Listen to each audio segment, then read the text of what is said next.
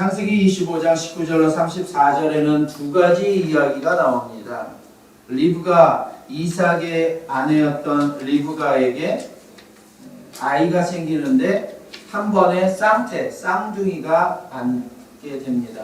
그래서 그 쌍둥이가 뱃속에서 싸우는 이야기가 19절로 26절까지 이야기가 나오고, 또 한 단락으로는 27절부터 34절까지 이 태중에 있던 아이들이 나와서 두 가지의 서로 상반되는 삶을 살면서 또 장자권을 두고 서로 독신각신 다투는 모습들을 보여주게 됩니다. 오늘 리브가의 태중에 있는 그 아이에 대하여서 서로 싸우는 것으로 인하여서 리브가가 하나님 앞에 어찌해야 되겠습니까? 라고 묻자온다.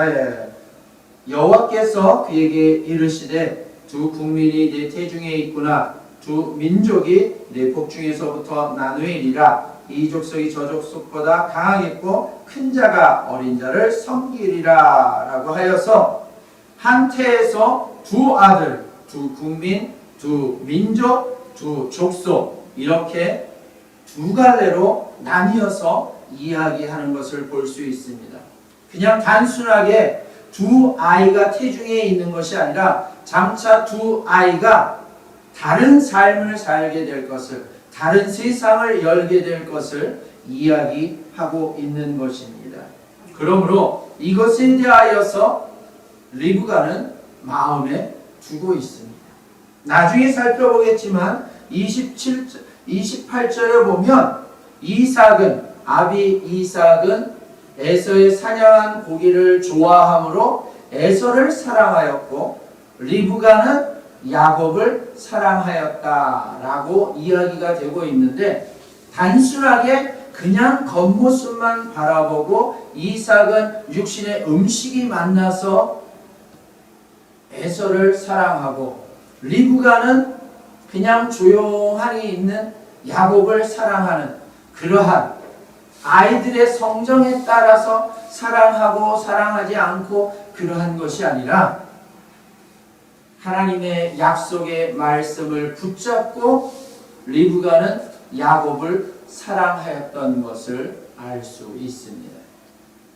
우리가 오늘 본문을 통하여서 무엇을 살펴보아야 될지, 하나님은 무엇을 우리에게 이야기하고 계시는지를 자세히 들여다보도록 하겠습니다. 항상 반복해서 이야기하지만 성경을 이해할 때에는 내가 가지고 있는 지식, 내가 가지고 있는 경험, 내가 알고 있는 단어의 의미, 그것으로 성경을 해석하려고 하면 오해를 할 수밖에 없고 잘못된 이해를 할 수밖에 없습니다.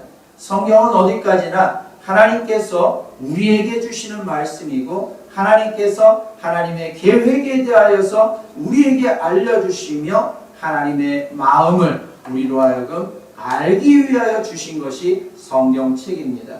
그러기에 이 성경에 대하여서 이해할 때에 우리가 원하는 것을 듣고자 하는 시간이 아니라 하나님께서 내게 이 본문을 통하여, 이 성경 말씀을 통하여 무엇을 이야기하고자 하는가, 거기에 초점을 맞추어야 할 것입니다.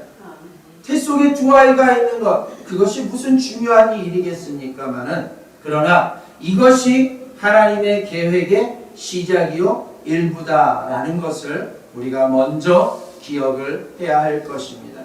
하나님의 말씀에 보니까 내 복중에 두 민족, 두 국민, 두 족속이 있다라고 이야기를 하는데, 그럼에도 불구하고 하나님께서 복중에서부터 이 둘이 나뉘어질 것이다 라고 이야기하면서 큰 자가 어린 자를 섬기리라 라고 이야기하십니다. 여기에서 우리가 가끔은 들어보았던 선택과 유기라는 내용이 등장을 하게 됩니다. 하나님께서 한쪽은 선택을 하시고 한쪽은 버리는 유기를 한다라는 것이죠. 이것에 대하여서 하나님께서 이미 태 속에서부터 선택을 하였으니 그의 삶은 어찌되든 하나님 앞에 있는 거 아니냐. 그러나 아무리 노력할지라도 이미 태 속에서부터 하나님이 버리셨기에 그는 태어나서 아무리 노력할지라도 그의 수고는 헛된 것 아니냐라고 믿는 사람들 사이에서 또는 믿지 아니하는 사람들 사이에서 혹이 이야기하는 그 예정론에 대하여서 오해 아닌 오해들을 합니다. 그러나 성경은 로마서 9장을 통하여 무엇이라 이야기하고 있느냐면 그 또한 선택이든 육이든 그 또한 하나님의 영향, 하나님의 선택에 있다라는 것입니다. 왜냐하면 토기장이가 진흙을 이겨서 그릇을 만드는데 귀 있을 그릇도 만들 수 있고 천 있을 그릇도 만들 수 있고 아름다운 그릇을 만들 수도 있고 못난 그릇을 만들 수도 있다라는 거예요. 그런데 어찌하여서 네가 나를 빚어가지고서는 이렇게 못나게 만들었느냐? 천이 쓰게 만들었느냐? 라고 토기장이를 향하여 반박할 수 없는 것처럼 하나님에 의하여 창조된 우리는 결코 하나님을 향하여 왜 나를 그렇게 했습니까? 라고 반문할 수 없다는 거예요. 그러나 우리가 알아야 할 것은 하나님께서 진정 마음에 드는 사람, 마음에 들지 않는 사람, 그렇게 구분지어서 선택과 유기를 한다라 그러면 결코 하나님은 의의 반열에 설 수 없을 것입니다. 이 세상 사람들이 하는 것과 동일하게 자기의 마음에 든다라고 해가지고 선택하고 자신의 마음에 안 든다라고 해서 유기해서 버려버린다라 그러면 하나님이 이 땅에 있는 사람들과 다를 것이 무엇이 있겠습니까? 성경에서 이야기하는 예정론, 흔히 이야기하는 칼빈주의자들, 칼빈론자들이 이야기한다라는 그 예정론은 우리가 오해하는 것처럼 그러한 것을 이야기하는 것이 아닙니다. 하나님은 시작부터 끝까지 모든 것들을 한눈에 바라보시는 분이십니다. 그리고 사람의 중심을 하나님이 마음을 만드셨기에 그 마음의 등불을 통하여서 사람의 생각의 모든 것들을 속속들이 알고 계신다라고 하나님께서는 이야기하고 계십니다. 그러기에 이 태 속에 있는 두 아이의 미래에 대한 것, 이미 이루어지지도 아니한, 아직도 이루어지지 아니한, 태에서 나오지도 아니한 태 속의 태아들임에도 불구하고 하나님은 그들의 인생의 전반적인 것들을 이미도 꿰뚫어 알고 계신다는 것입니다. 그러기에 그 안에 있는 두 아이에 대하여서 하나님의 선택을 받을 자들이 있고 하나님에게 버림을 받을 자들이 있다는 것을 이미도 모든 것들을 아시기에 결정하시는 것이다.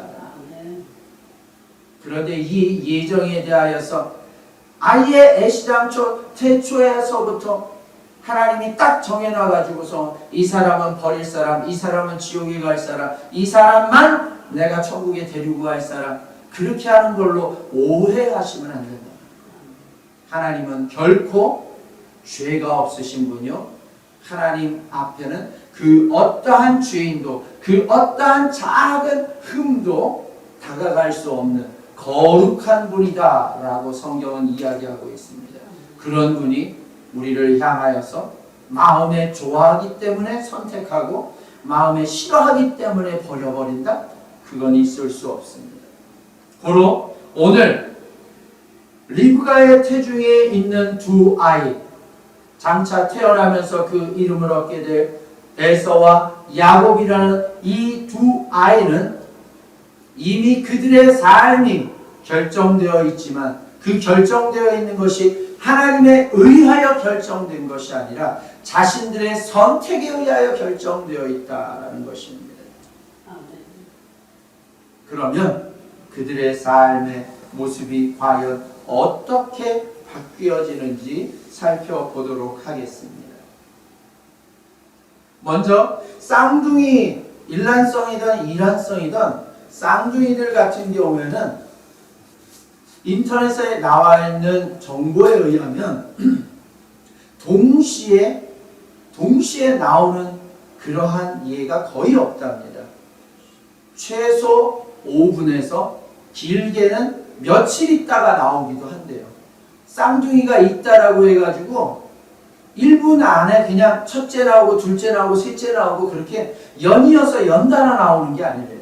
시간의 간격을 두고 나오고 심지어 긴 경우에는 며칠 3, 4일 이후에 있다가 나오기도 해서 아이가 없나 보다 하는데 배가 아파요. 그리고 갔더니 또 다른 아이가 있어가지고 나오는 경우도 있다라고 합니다. 그런데 오늘 본문은 이야기하기를 첫째 아이가 맏아이가 나올 때에 그 아이의 발목을 잡고 둘째가 나오더라는 거예요. 그런데 우리 성경에서는 그게 정확하게 표현이 안 되고 있지만 이 히브리어 원어상에서는 시제라는 게 있어서 그 시간에 단락을 나누어 놓았다고 하고 있어요. 그래서 히브리어 시제에서는 언어상 특징 가운데에 과거에 있었던 일, 현재에 일어난 일, 미래에 일어날 일, 그리고 현재에서부터 미래까지 계속 진행되고 있는 일 해가지고 다양한 시제들이 나타나고 있는데 오늘 본문에 첫째 아이가 나오고 이후에 26절에 나온 아우는 이후에 나온 아우는 했을 때에 이 후에라는 단어가 시간이 한참 지나고 나서 지난 이후에 라는 표현이 아니라 첫째가 나옴과 동시에 같은 시간대에 맞물려서 나온 것을 이야기하고 있습니다.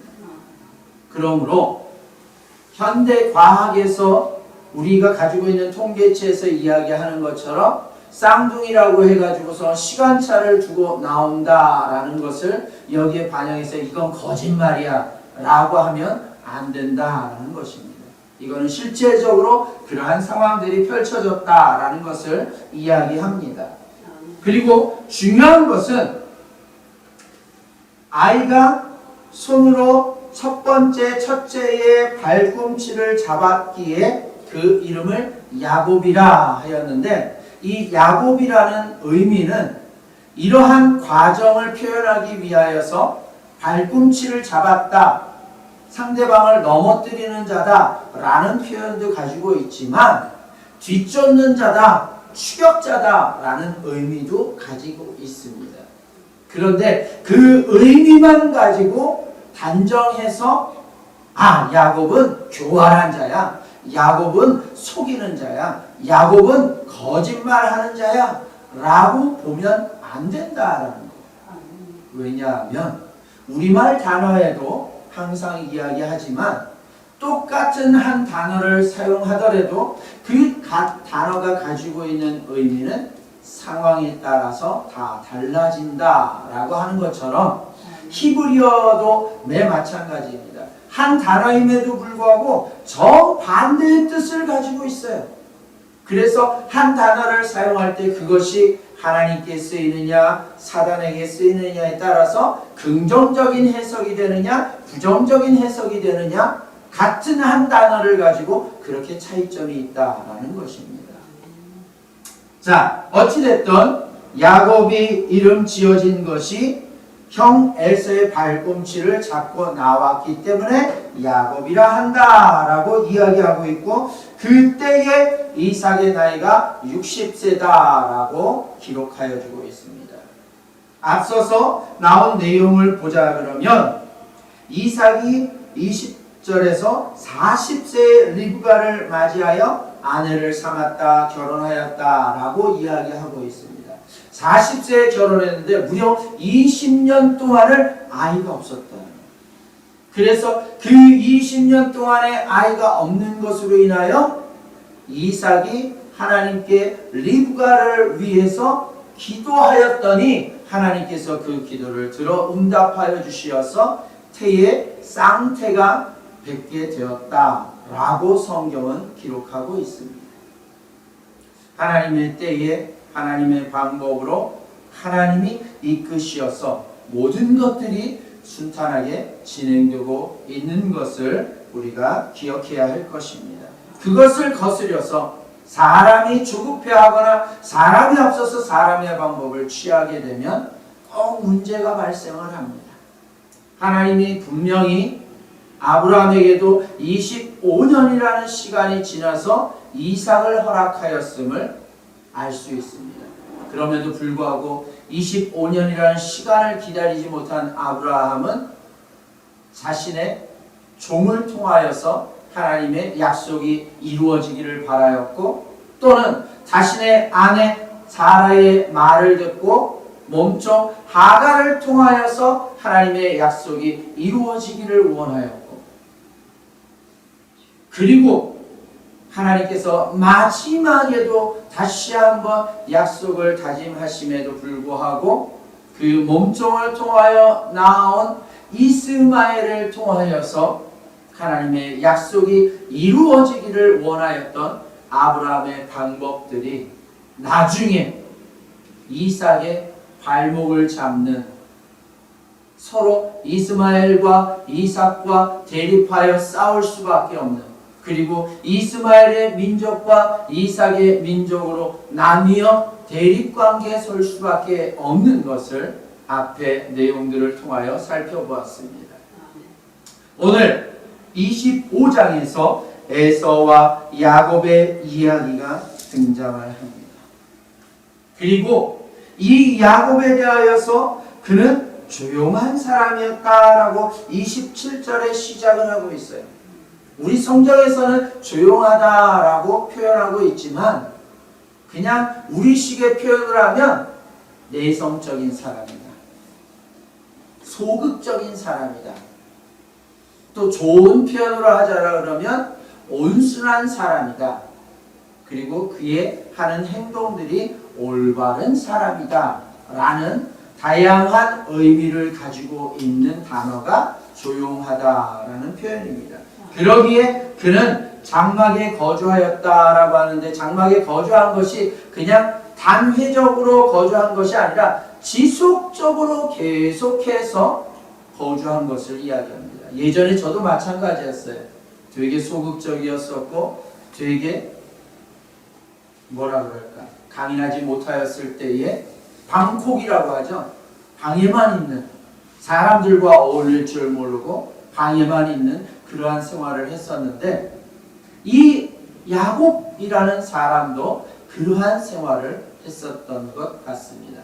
그러나 여기에서 조용한 사람이었으므로 라는 이 표현에 대하여서 어떤 학자들은 이야기하기를 그는 경건한 사람이었으므로, 그는 하나님을 찾는 사람이었으므로 장막에 거하였다라고 그렇게 해석하기도 합니다. 그렇게 해석하게 되면 야곱은 하나님 앞에 경건한 사람이었기에, 예배를 삼아하는 사람이었기에 장막에 거하여서 하나님과 교제하는 사람이었었다라고 이해할 수도 있습니다. 어찌됐거나 하나님께서는 태중에 두 아이가 싸울 때에 그 두 아이에 대하여서 한 아이는 선택을 하고 한 아이는 버리는 그러한 모습들을 보여줍니다. 그리고 그것을 그 어미였던 리브가는 기억하고 있습니다. 그냥 단순하게 아유 난 싸나운 아이보다 조용하고 소극적인 아이가 더 좋아, 그게 아니라 하나님의 약속의 말씀, 하나님의 그 명령에 따라서 리브가는 태중의 아이였던, 하나님 앞에 선택받았던 작은 아이, 작은 민족 야곱을 사랑하게 됩니다. 그럼 반대로 에서는 어떨까요? 에서는 들사람이었다 라고 표현하고 있는데 그는 사냥을 좋아하였다 라고 이야기를 하고 있습니다. 아주 사냥에 능숙한 사람이었다, 사냥에 뛰어난 특재화된 사람이다 라고 이야기할 수 있습니다. 우리식 표현으로 하면 강인한 사람, 외향적인 사람이다 라고 이야기할 수 있겠죠. 그래서 이삭이 그 고기, 만난 고기로 인하여서 에서를 사랑한 것이 아니라 오늘 표현상에서는 익숙한 사냥꾼이었고 들사람이었고 사냥 고기를 너무 좋아해서 에서를 사랑했다라고 28절에 나와 있지만 실상은 이삭에게 있어서 컴플렉스가 있는 거예요. 어떤 컴플렉스? 나는 소극적인 사람이야. 나는 약한 사람이야. 왜냐하면 이삭에 대하여서 성경이 많은 부분을 할애해서 기록하고 있지 않습니다. 작은 부분을 할애를 해서 기록하고 있는데 그 안에서 보면 유일한지는 모르겠는데 성경에서 제가 알고 있는 한 일부 일처제로 유일하게 하나님의 질서를 지킨 남자는 이삭 한 사람밖에 없어요. 아담도 그랬고 그 이에 가인도 그랬고 노아도 그랬고 많은 믿음의 사람 대다수가 일부 다처제였어요. 심지어 오늘 등장하는 야곱조차 에서조차 여러 명의 철을 거느리고 생활하게 됩니다. 그리고 우리가 잘 알고 있는 솔로몬 왕 같은 경우에는 삼천국령 의자왕 이야기고요. 1000명의 처첩을 거느리고 있었다라고 성경은 기록하고 있습니다. 그런데 그렇게 많은 처첩을 거느리고 있고 그렇게 많은 아내들을 거느린 다윗 그 가문에 그 집안에 가지 많은 나무에 바람 잘 없다고 허구한 날 싸움과 칼부림이 난무합니다. 형제간에 서로 죽이고 죽고 비참한 일들이 한 집안에 한 가문 안에 일어납니다. 무엇으로 인하여서? 여러 처첩을 거느림으로 말미암아. 그러나 이삭은 유일하게 리브가 한 여인만을 사랑하였고 그 여인을 통하여서 자녀들을 보았다라고 이야기하고 있습니다. 그런 그가 생활하는 가운데에 그 지방의 사람들이 이방민족인 타민족인 이삭에 대하여서 자꾸 배척을 하고 도전을 하고 공격을 해올 때마다 그는 싸우지 못하고 주춤주춤 뒤로 물러나는 모습들을 보여준다는 거예요. 그런 그에게 아들 에서가 나왔는데 싸움에 능한 자예요. 활도 기가 막히게 잘 쏘고 말도 잘 타고 사냥은 엄청나게 잘하고 거기에다가 가지고 온 사냥한 고기로 음식을 만들었는데 그 고기 맛이 아주 예술이 예술. 그러니 사랑 안 할 수가 없죠. 이삭에게 있어서의 컴플렉스는 자신의 약함입니다. 그런데 그 약함을 보완할 만한 강인한 아들을 보니 마음을 쓸 수밖에 없었겠죠. 그러나 이삭이 선택한 것과 리브가의 선택은 판이하게 다릅니다. 이삭은 눈에 보이는 걸로 선택을 하였고 리브가는 하나님의 말씀을 붙잡고 선택하였다라는 게 다릅니다. 우리의 선택은 무엇이어야 합니까? 눈에 보이는 것, 손에 잡히는 것, 우리가 경험해서 좋다 느껴지는 것, 그것을 붙잡은들 그것이 장구할 수 있을까요? 그렇지 않다라는 것입니다. 성경은 이야기합니다. 풀은 마르고 꽃은 시들지라도 하나님의 말씀은 영원하다. 그 영원한 하나님의 말씀을 우리가 붙잡아야 한다라는 것입니다. 자, 그렇게 에서와 야곱의 삶의 모습들은 정반대입니다. 육신의 것에 치우쳐 있는 에서와 영적인 것에 사로잡혀 있는 야곱. 그런데 그 이후에 장자권을 두고 또 한 번의 차이점이 드러납니다. 에서가 들사람이라 열심히 사냥하는 것을 좋아해가지고 바깥으로 막 돌아다니다 보니 끼니를 걸렀어요. 얼마나 피곤하겠습니까? 피곤하다라고서는 오늘 표현하고 있지만 실상 이 피곤한 정도가 그냥 단순하게 피곤한 게 아니라 내가 지금 죽을 지경이다 라고 하고 표현을 하고 있는 것입니다. 그러니 눈앞에서 팥죽을 쓰고 있는데 그 냄새가 솔솔 올라오니 얼마나 시장기가 돌겠어요. 얼마나 군침이 질질질질 흘려지겠어요. 야, 동생아, 나 지금 죽기 일보 직전이다. 그 팥죽 좀 내게 줘. 때는 이때다. 야곱은 놓치지 않고 형 여기 있어 라고 줄만도 한데 에이 거저가 어디 있어. 그럼 형의 장자권을 나한테 넘겨. 형의 장자권을 나한테 넘기면 내가 이 팥죽 줄게. 이거 되게 맛있다 라고 하면서 자랑을 해댔을 것입니다.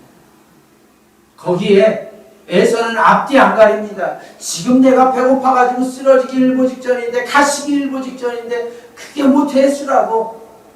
알았어 너 가져. 근데 그걸로 부족합니다. 야곱은 한 번 더 다짐을 합니다. 형의 장자권을 내게 준다라고 맹세하시오.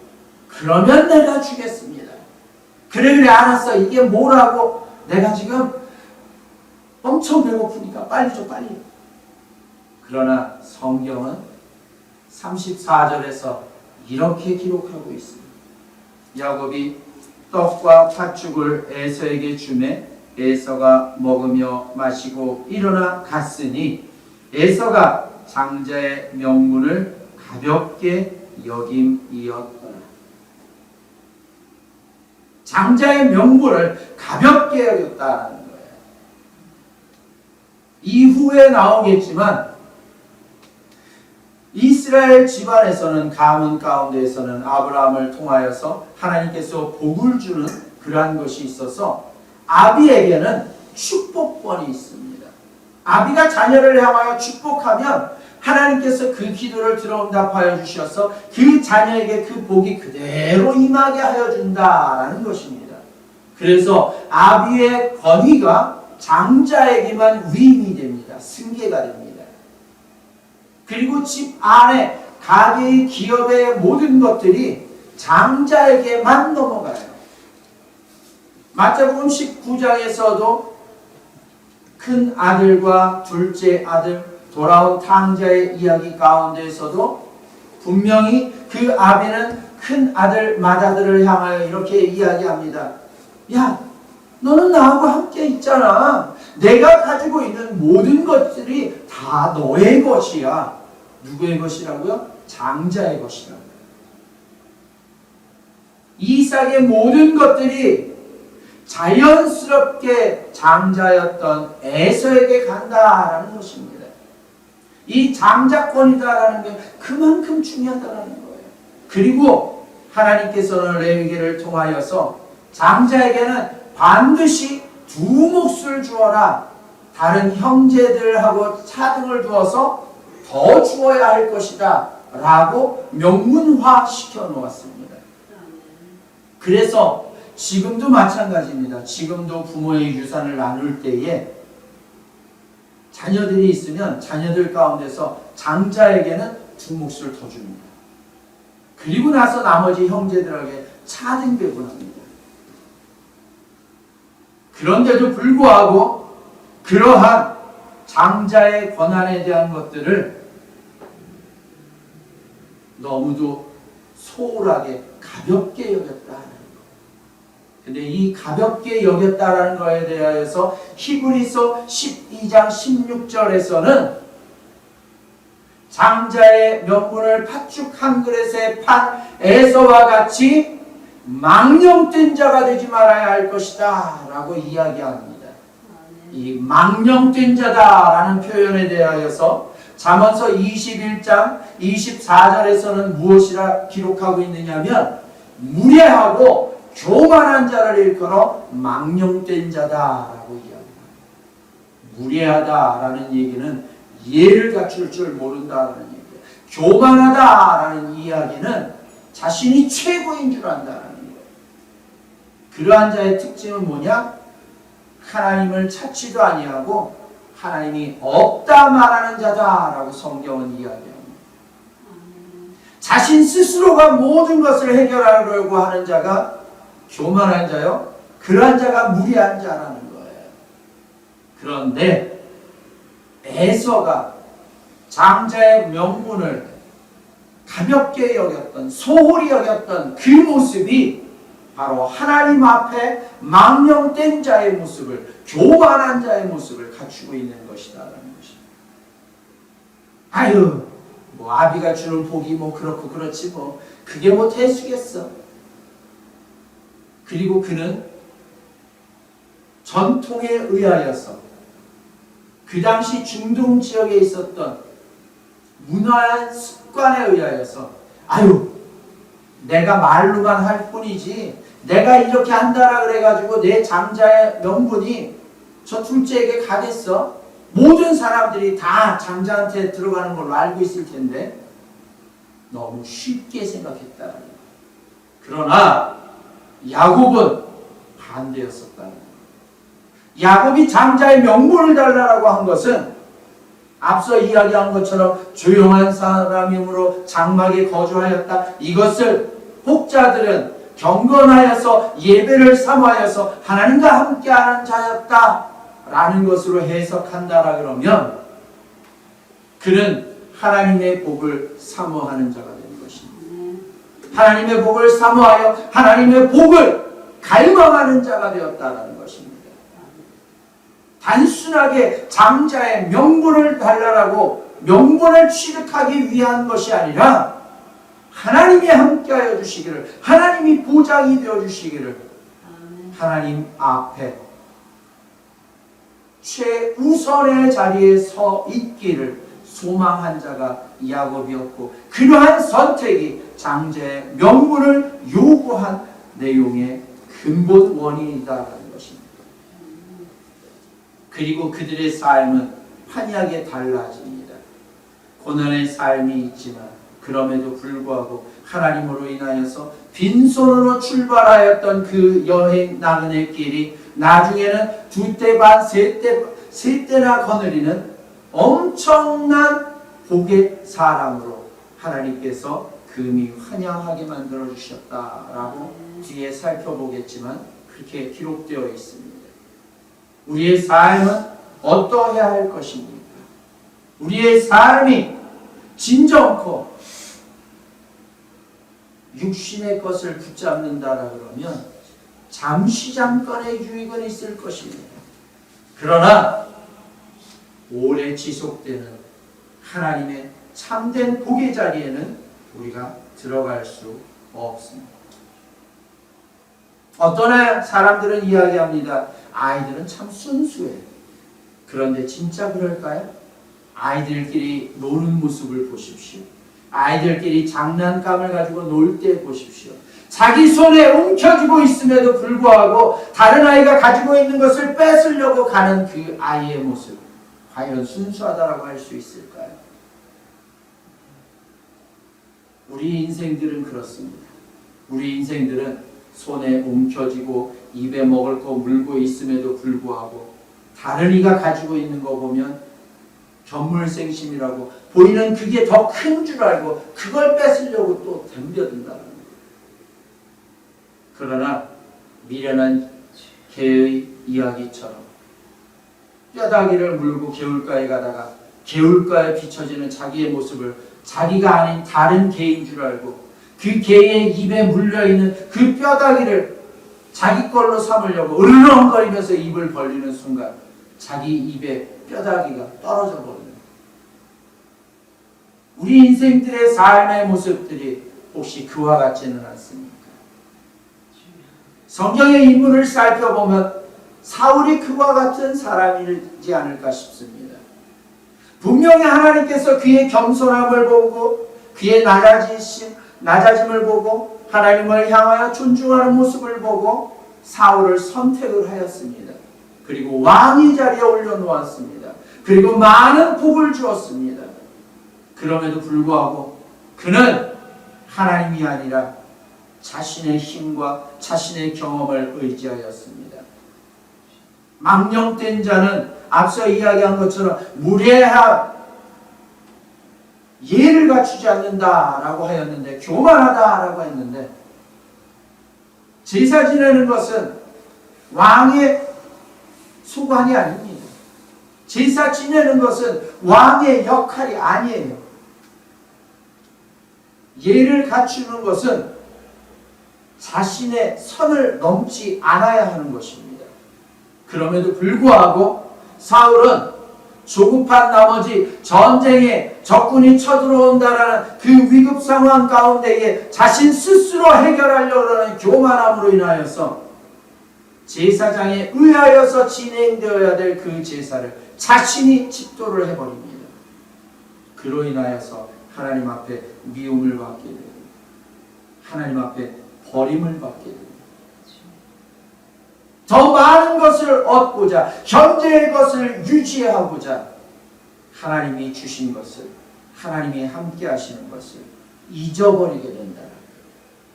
사울과 같이 모든 것들을 빼앗기고 말 것입니다. 그러나 다윗은 그 어떠한 순간에도 하나님의 함께 하심을 기억하는 사람이었습니다. 야곱이 그러하였던 것처럼, 그래서 그의 삶이 나중에 요셉을 통하여서 애국 왕 바로 앞에 설 때에 내 살아온 삶이 험악한 세월이었습니다 라고 고백할지언정, 그는 70명 이상의 자녀손들을 보았고 든든하게 살아갈 수 있는 가문 집안을 다스렸던 그 가문의 집안의 수장으로 우뚝 서게 되고 장차 이스라엘이라는 한 민족의 조상으로 우뚝 서게 됩니다. 우리의 삶은 오늘 어떠해야 하겠습니까? 시편 50편 23절에 보니까 감사로 제사드리는 자가 하나님을 영화롭게 한다라고 이야기하고 있습니다. 야곱과 에서의 차이는 주어진 신분, 주어진 직분, 맡겨진 것에 대하여서 감사하느냐 감사하지 못하느냐의 차이다라고도 볼 수 있습니다. 저와 여러분들의 오늘의 삶이 주어진 것에 감사한다 그러면 하나님은 더 많은 것, 더 좋은 것들을 우리에게 주실 수 있을 것입니다. 그러나 우리가 불평과 원망을 하고 단식을 한다 그러면 있는 것까지도 빼앗긴다라고 성경은 이야기하고 있습니다. 고린도전서 10장 31절에 보니까 바울이 이야기합니다. 먹는 걸로 인하여서 서로 간에 일희일비하지 말고 시시비비 싸우지 말고 먹든지 마시든지 무엇을 하든지 오직 하나님의 영광을 위하여 하라 라고 이야기합니다.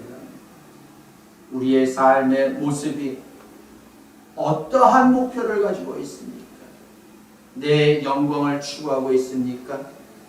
내 능력을 앞세워서 인정받는 것을 목표로 하고 있습니까?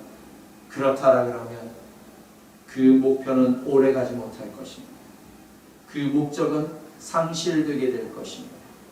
그러나 하나님께 두고 하나님을 영광스럽게 하고자 하나님의 이름을 나타내고자 우리의 삶의 모든 것들이 초점이 맞추어진다는 겁니다.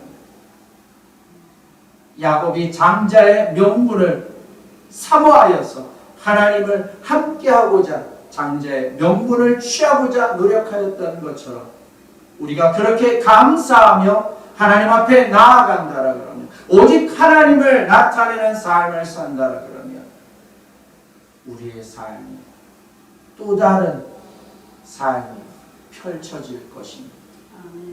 저와 여러분, 우리에게 주어진 것을 빼앗기지 아니하는 자들이 되기를 바랍니다. 마태복음 20장 16절에서는 포도원 품꾼들에 대하여 이야기하고 있습니다.